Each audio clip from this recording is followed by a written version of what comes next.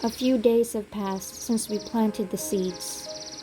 Green sprouts have begun to emerge from the soil, but they're scattered about.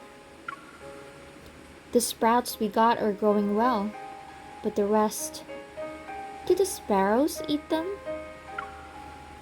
Using my hand, I shade my eyes from the sun and look into the distance.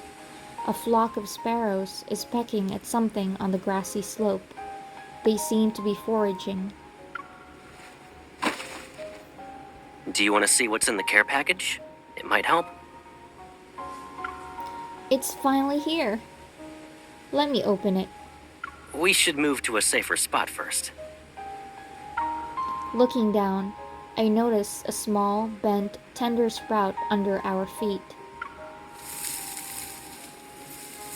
I gasp and quickly crouch down to straighten the sprout. Meanwhile, Caleb pats down the loose soil around it. Some of these sprouts are really tiny. You wouldn't notice them unless you were looking carefully. We planted the seeds at the same time, but they're sprouting at different rates. I guess every flower grows at its own pace. Taking a few extra days to sprout is no big deal. They're just like you. Me? Don't you remember how you were as tall as me when we were kids? So you can recall that, but not our school project? We worked on it when we were still in elementary school. Of course I remember. It was one of the rare times we could see eye to eye. Literally. Looking at how tall Caleb is now, I can't help but sigh. I thought I finally had a chance to catch up to you, but within 6 months, you suddenly towered over me. You're making me sound like a beanstalk in a fairy tale. Were you worried about not being taller than me?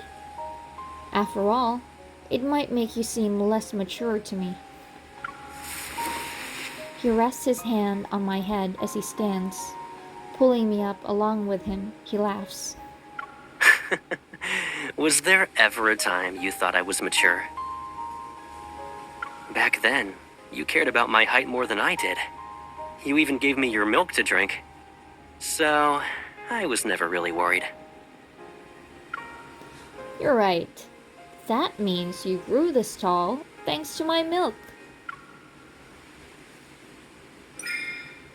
Seeing that Caleb has finished dusting off my palms, I take this chance to mercilessly mess up his hair. You never thanked me, and you used that height advantage to tease me. You always patted my head, put my stuff on the top shelves, and deliberately compared our heights. Yeah, Caleb is an ungrateful, big, dumb meanie. Should we punish that jerk by making him return the milk you gave him? With interest? I won't be able to grow any taller. I let it slide. I wave my hand magnanimously and direct him to continue opening the package. The vacuum-sealed bag pops open. Caleb pulls out a pile of fluffy straw. It's a scarecrow.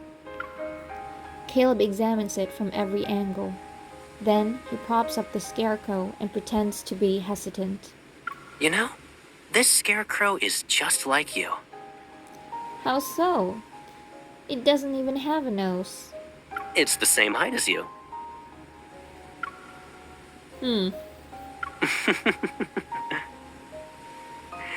If this scarecrow looked a little more human, it might be capable of scaring away the sparrows. It just needs some clothes. After looking around, I took off my jacket and draped it over the scarecrow. There, it looks much better. Now our seeds will have a chance to sprout. I hope so.